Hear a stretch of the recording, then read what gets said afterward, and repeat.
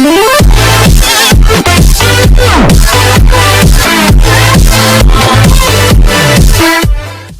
কি ট্রাই করবো? ভাই, এই জাতীয় বিষয়গুলো বিশেষ করে ব্যক্তিগতভাবে বসে আলাপ করলে ভালো হয়, আলেমদের সাথে একটু খোলামেলা আলাপ করলে ভালো হয়। কারণ পুরো জিনিসটা একটা ছোট্ট প্রশ্ন মধ্যে ক্লিয়ার হয় না। আসলে আপনার কাছে অপশনগুলো কি কি? মৌলিক কথা হলো, একান্ত নিরুপায় হলে একজন নারী তিনি জব করবেন, ব্যবসা বাণিজ্য করবেন। ইসলাম নারীদেরকে বলেছে রাজকন্যার মতো বাসায় বসে বসে তারা খাবে দাবে, শরীরে তাও দিবে আর সুখ শান্তি করবে। আর পুরুষদেরকে বলছে তোমরা বাইরে দৌড়াও, ঝগড়াঝাটি করা লাগলে করবা, গালি শোনা লাগলে শুনবা, মায়ের খাওয়া লাগলে খাবা, পিটান খাওয়া লাগলে খাবা, কাজ করতে গিয়ে জেলে যাওয়া লাগলে যাবা, হাত পা ভাঙা লাগলে ভাঙবা। কিন্তু মহিলাদেরকে বলছে তোমরা বাসা বসে বসে খাও, অকর্ণা ফি বইয়তি কন্যা। আর এই পুরুষ শাসিত সমাজ অধিকার দেওয়ার নাম করে আমাদের মেয়েদেরকে পাম্পটি দিয়ে রাস্তা বের করে দিচ্ছে। কি বলছে? বলে যে তোমরা রাস্তায় গেলে তোমরা স্বাবলম্বী হবা, নিজের কামাই হবে, নিজের পায়ে দাঁড়াবা। খুব ভালো কথা। পশ্চিমা দুনিয়াতে দেখেন, সারা পৃথিবীতে ম্যাচ সিস্টেম। হাজব্যান্ড ওয়াইফ দুজন চাকরি করে, দুজনে ইনকাম করে, একজনের সংসারে গ্যাস বিল দেয়, আরেকজন পানির বিল দেয়। ম্যাচের সিস্টেম না? আচ্ছা, ভালো কথা, মিলের মধ্যে শেয়ারে হলো, ওকে ফাইন। বাচ্চাটা কার গর্বে আসবে? ও আচ্ছা, তো এখানে শেয়ারের সিস্টেম তো নাই নাকি? বাচ্চা গর্বে আসলে সেটা কি খুব আরামের কাজ না কষ্টের কাজ? কত কষ্ট! আল্লাহ বলেছেন হামালাতহু উম্মুহু কুরহা ওয়া ওয়াদাআতহু কুরহা। মায়েরা সন্তানদেরকে অনেক কষ্ট করে গর্ভে ধারণ করেন, আর গর্ভ থেকে যখন ভূমিষ্ঠ করেন, প্রসব করেন, তখন অনেক কষ্ট করে প্রসব করেন।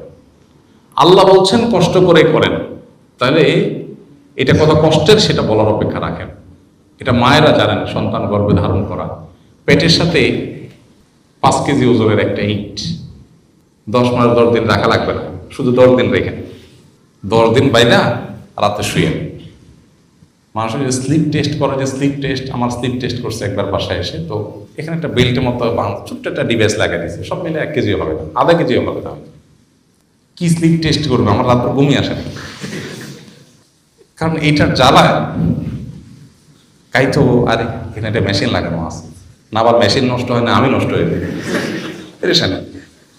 সেখানে 10 মাস 10 দিন, তাও ইট বাইন্দা রাখলে ইটে তো ডিস্টার্ব করবে না, ওটা পেছন ভিতর থেকে ডিস্টার্ব করে। আহা, কত কষ্ট তাদের।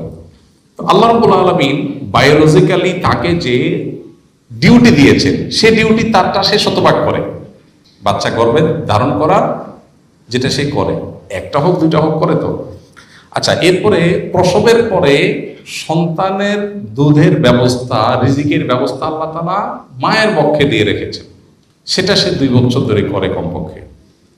অনেকে যাদের ইসলামের প্রতি বিশ্বাস নাই, তাদের তার সময়সীমা মেনটেন নেই, বা কি কোরআন আমাদেরকে 2 বছরের কথা বলেছে। তাহলে 2 বছর আর এদিকে 1 বছর, 3 বছর, 3 বছর লাগাতার যে রিডিও একজন মহিলা করতে হয়। পুরুষের জীবনে কষ্ট বহুত আসতে পারে, এরকম অবধারিত কষ্টটাও নেই যে সারা জীবনে 3 বছর অবধারিত এরকম কষ্ট আছে পুরুষের জীবনে। কষ্ট হতে পারে, নাও হতে পারে, কম হতে পারে, বেশি হতে পারে, কিন্তু অবধারিত কষ্ট মহিলার জীবনে আছে, পুরুষের জীবনে নেই। তো এত কষ্ট যেটা আল্লাহ তাআলা বায়োলজিক্যালি তার উপরে চাপিয়েছেন, কেন আল্লাহ তাকে ঘরের মধ্যে থাকার জন্য বলেছেন? কেন? কারণ তার যে ডিউটি আছে, এই ডিউটির জন্য ঘরে থাকাটা উপযোগী। বাচ্চাকে দুধ খাওয়ানোর জন্য কি অফিসের টেবিল উপযোগী না বাসার বেড? তো আল্লাহ জানেন না সৃষ্টি করেছেন আল্লাহ তাআলা, নাউযুবিল্লাহ, আল্লাহ তো ভালো জানেন, এই জন্য আল্লাহ বলেছেন। এখন আল্লাহর সিস্টেমকে চেঞ্জ করে আমরা মেয়েদেরকে বলছি না ঠিক আছে, তোমাদের তো দরকার আছে টাকা পয়সা, তোমরাও কামাই করো, পাম্পটি দিয়ে বাইর করে দিলাম। বাইর করে আমাদের কামাইয়ের যে দায়িত্ব ছিল, পুরো সংসার চালানোর দায়িত্ব ছিল আমাদের, এখন বলছি পানির বিলটা তুমি দাও, বিদ্যুৎ বিলটা, গ্যাস বিলটা তুমি দাও। তাহলে আমার ডিউটির একটা অংশ তার উপরে চাপাইছি, আর তার ডিউটি 16 আনা সে করতেছে। গর্ভে সন্তান রাখা, দুধ পান করানো, তার ডিউটি 16 আনা সে করতেছে, আর আমার ডিউটির হাফ বা একটা অংশ তার দিয়ে করাই দিয়েছি। নাম দিছি স্বাধীনতা।